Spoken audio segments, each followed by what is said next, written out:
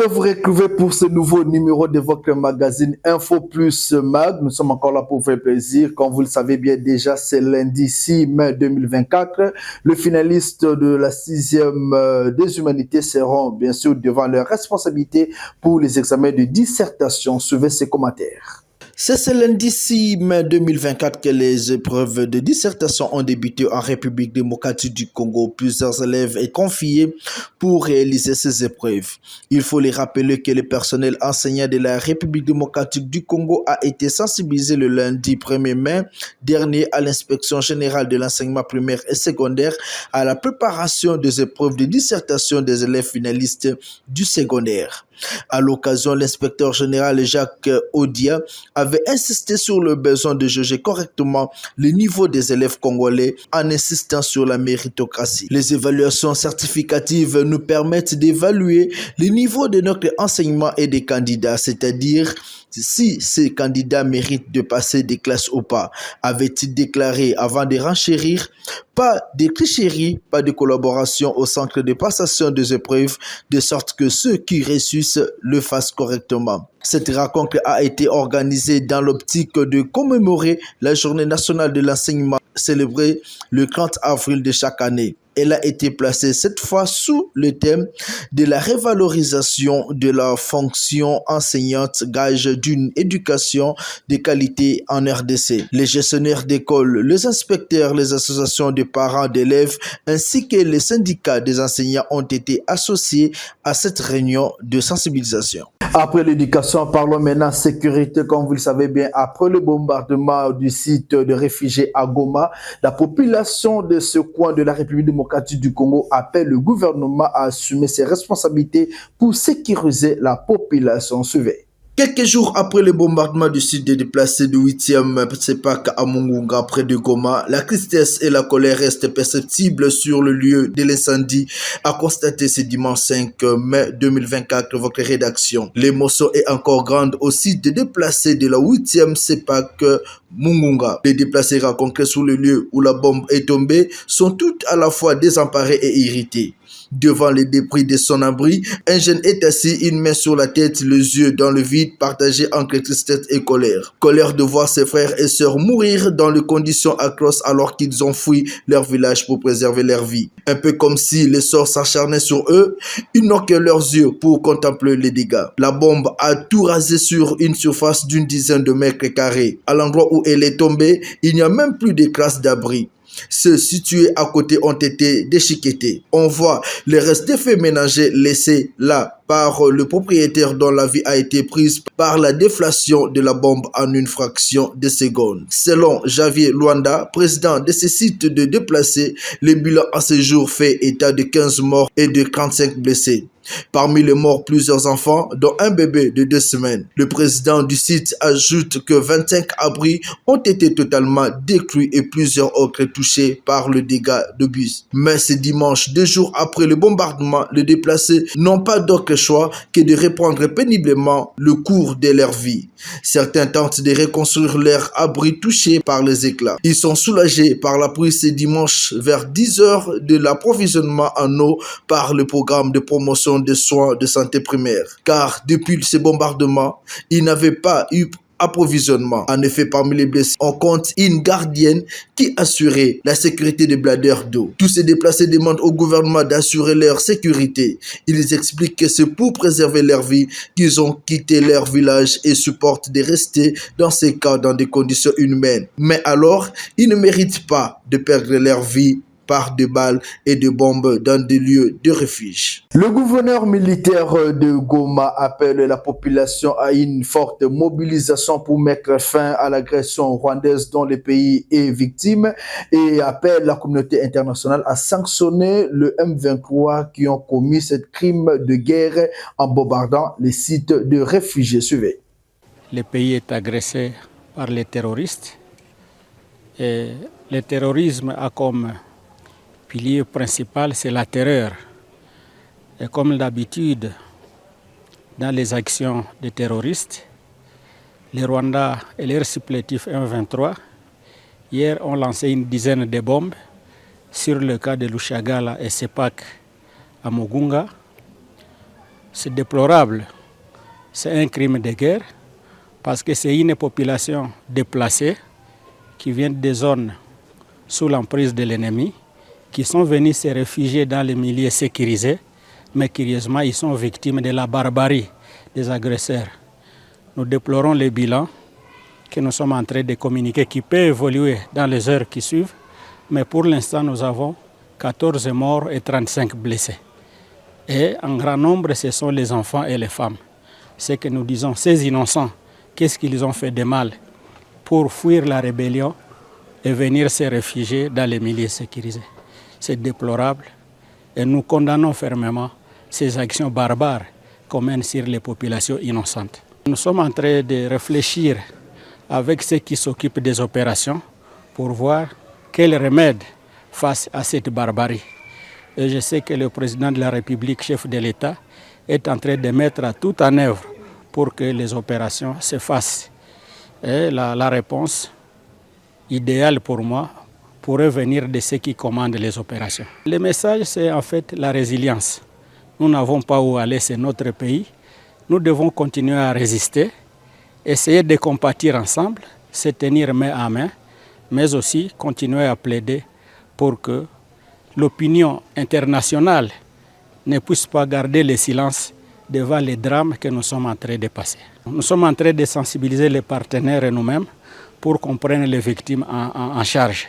Déjà, on a l'annonce du FONAREV qui a accepté de s'occuper de l'enterrement des morts et se charger des blessés. Et nous-mêmes aussi, gouvernement provincial, nous allons toujours être ensemble avec FONAREV. Toujours dans ce contexte, les élus du Nord Kivu appellent le gouvernement à agir avec responsabilité et à tout faire pour que la population victime de bombardements de M23 puisse être indemnisée. Le gouvernement assume les obsèques. Nous, députés nationaux élus du Nord Kivu, réunis en urgence à ce jour, condamnons avec la toute dernière énergie ces actes cruels et lâches qui ont visé les populations civiles non engagées dans les hostilités et présentons nos condoléances les plus attristées aux familles des victimes et à la nation congolaise en général. Nous tenons à rappeler au Rwanda et au président Paul Kagame que ces actes criminels, qui rappellent d'ailleurs les bombardements des cas de réfugiés il y a 28 ans, à Mukunga, ne resteront pas impunis. Ce sont des crimes imprescriptibles. Révoltés par ces ignobles crimes répétitifs commis par cette coalition terroriste, nous recommandons urgemment ce qui suit. Au gouvernement de la République démocratique du Congo de mobiliser tous les moyens nécessaires pour reconquérir les zones occupées par les agresseurs, de renforcer la sécurité autour et dans les camps des déplacés, de prendre des dispositions utiles pour assurer les funérailles dignes de nos compatriotes tués et la prise en charge adéquate des personnes blessées, de mobiliser la communauté internationale pour condamner sans ambages et sans réserve les attitudes criminelles du gouvernement rwandais, de saisir les instances juridiques internationales pour poursuivre et condamner les crimes de guerre et les crimes contre l'humanité commis par les Rwandais sur notre territoire. Continuons de parler sur la situation sécuritaire à l'est de la République démocratique du Congo. Justin Ndayishimiye, qui est l'un des élus de la partie est de la République démocratique du Congo, appelle le chef d'État Félix-Antoine Tshisekedi à déclarer l'état de guerre en vue de combattre le Rwanda qui crée la désolation dans la partie est du pays. Comme vous le savez, avant 2017, le Rwanda apparaissait comme premier producteur du colta au niveau mondial. Et depuis que le gouvernement a pris les mesures d'intercepter la fraude, le Rwanda s'est vu rabaissé au niveau international à ce qui concerne l'exploitation du colta puisqu'ils n'en ont pas. Et c'est pour cela aujourd'hui, ils ont pris la décision de venir occuper. Cette fois-ci, ce n'est pas une guerre de réclamation de postes politiques comme les gens le pensent. Non, ils ont très bien déclaré, vous avez suivi dans différentes vidéos de Kagame, là où ils déclarent qu'ils ont un seul au Congo. Donc, aujourd'hui, je dirais que c'est vraiment une guerre d'occupation. À l'heure où nous vous parlons, déjà le M23, en passant par une unité spéciale de contingents ougandais et le contingent rwandais, ils ont déjà occupé la cité minière de Rubaya, qui est une cité vraiment économique. Vous vous souviendrez que Massissi contient 80% des réserves mondiales du coltan. Et aujourd'hui, ils sont là, ils sont en train de piller. Ils ont d'abord détruit tous les dépôts de minerais des négociants. Ils ont pillé tous les minéraux, ils ont emmené des camions marque Fuso, ils ont transporté les minéraux. Et aujourd'hui, à l'heure où je vous parle, ils sont en train d'exploiter alors. Ils ont amené même les tracteurs pour exploiter là-bas. Donc c'est pour dire que c'est vraiment une guerre que le gouvernement devrait prendre au sérieux. Pour ceux qui pensent que peut-être Rubaya a été récupéré facilement, c'est faux. Les Wazalendou ont tenté de défendre de leurs forces. Ils ont fait tout ce qu'ils devraient faire. Ils se sont battus toute la journée, mais malheureusement, ils ont manqué de renforts. Ils n'avaient pas eu de renforts. Et puis, ils ont eu des munitions de guerre. Et c'est comme cela qu'ils ont abandonné la cité de Rubaya. Donc aujourd'hui, je peux dire que c'est encore possible que nous pouvons encore récupérer la cité de Rubaya, même d'autres localités récupérées aujourd'hui par les M23, puisqu'aujourd'hui les M23, pas seulement qu'ils ont récupéré la cité de Rubaya, mais ils ont aussi avancé. Ils ont déjà récupéré les collines de Kaniro, ils ont déjà récupéré le cité aussi de Ngungu et le cité de Kibabi. Donc, ils sont en train d'avancer. Aujourd'hui, ils avancent vers le sud Kivu. Hein? Leur objectif, c'est d'aller vers Calais. Arrivé à Calais, ils vont couper alors la communication qui était en train de ravitailler les FARDC, les jeunes patriotes, les Wazalendou qui étaient en train de tenter. Changeant de rubrique pour parler politique, le chef d'État Félix-Antoine Tshisekedi annonce la révision de la Constitution. Pour lui, il y a plusieurs articles qui bloquent la bonne marche de la République démocratique du Congo. Il était temps de tout revoir, suivant Félix Tshisekedi. Changer la Constitution de sorte que c'est une Constitution qui a été pensée et présentée aux Congolais après un long moment de conflit. Donc c'est une Constitution post-conflit.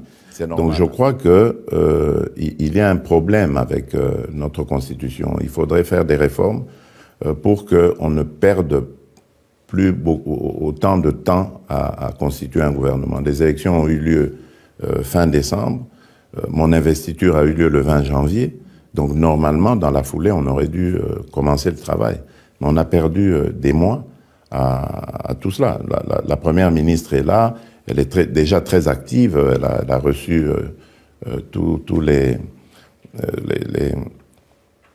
personnalités des secteurs de la vie publique nationale. Donc, elle est prête, son programme est prêt, mais nous attendons que tout se mette en place parce que son gouvernement ne sera validé que par l'Assemblée nationale. Exactement. Changer la Constitution de sorte que, déjà d'abord, ce système de la proportionnelle, pour un pays comme le Congo, je trouve, au niveau national, je trouve que c'est pas très efficace. Et comme au Congo, en ce moment-là, il n'y avait pas, je vais le dire très clairement, de dirigeants capables de pouvoir dénoncer cela. Évidemment, le Rwanda en a profité, dû au fait qu'il y a eu un silence complice dans notre pays, dans le chef même de ceux qui dirigeaient ce pays-là. Et aujourd'hui, nous nous en rendons compte. Même l'armée a été complètement désarticulée, affaiblie, désorganisée pour ne pas qu'elle puisse être capable de faire face à toutes ces agressions. Mais regardez, depuis 2022 où l'agression a commencé et que nous avons dénoncé immédiatement cette agression, vous voyez que le narratif a changé. Parce que le Rwanda, avec son leader qui est un fin manipulateur, a réussi à faire croire qu'en fait, qu'il était en danger, que ce danger provenait de la République démocratique du Congo. La population congolaise attend l'arrivée du gouvernement Toulouka. Plusieurs questions se posent. Qui va occuper le ministère de l'enseignement primaire technique en République démocratique du Congo? Jean-Marcel Mbikaï, le profil idéal. Suivez cet élément que vous propose votre rédaction. Jean-Marcel Mbikaï Mpania, c'est ça son vrai nom, quand bien même ses proches, amis et sympathisants l'appellent intimement Jean-Pi et l'ont surnommé l'homme des causes communes à cause de sa sociabilité et générosité au bénéfice de ses convives. En revanche, lui-même aime se faire appeler l'homme des deux verbes, à savoir construire et manger, car selon cet ingénieur en informatique et chef cuisinier autodidacte, le monde ou encore la vie trouve du sens que par l'emploi de ces verbes jumeaux et sacro-saints. Né dans les années post-colonial, c'est originaire du Grand Kassai, natif de la ville aurifère de Mbujimaï, aime rire et faire rire, enfin de maintenir la gaieté autour de lui. Polyglotte qu'il est, parfois ses petits humours sont dans l'une des 4 langues nationales, si pas en français ou en anglais. Chef d'entreprise, le professeur Jean-Marcel n'est pas qu'enseignant dès son emploi du temps occupé par ses charges horaires des cours à l'ISES et à d'autres universités de la place. L'homme est promoteur d'une école, d'un centre de formation culinaire et des pâtisseries. Voulant participer à la viabilisation de la commune de Lancélé, l'homme de construire et manger, aussi opérateur économique passionné de l'art culinaire, a sorti des terres, un complexe hôtelier où l'on retrouve du restaurant-bar, chambre, salle de conférence pour ne citer que ça. De ses qualités aidant du management ainsi que du leadership, il dirige l'Institut supérieur des statistiques ISES Kinshasa depuis 2018, une institution où il a commencé au bas de l'échelle en 1996 pour devenir directeur général 22 ans après, en passant par les postes de secrétaire général administratif. Le professeur Jean-Marcel Mbikaï, parce qu'il est légalement et légitimement,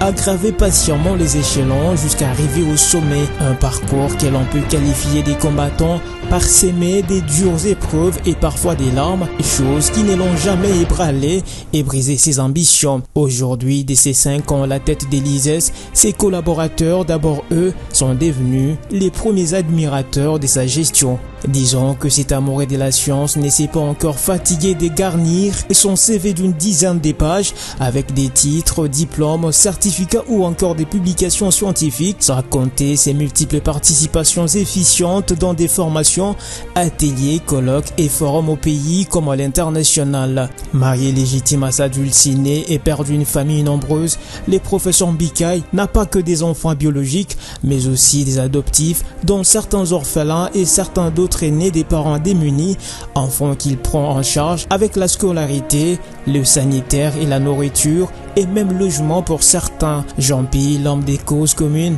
partage souvent ses modestes ressources avec les habitants des coins défavorisés de la ville de Kinshasa et ses environs par des différentes actions des terrains et d'intérêt communal. Nous sommes arrivés à la fin de ce magazine InfoMag. Si vous avez besoin de faire passer vos éléments, contactez-nous sur le numéro qui est affiché au bas de votre écran et aussi n'hésitez pas de nous apporter vos soutiens et surtout les pages publicitaires. Bonne suite des programmes sur votre chaîne.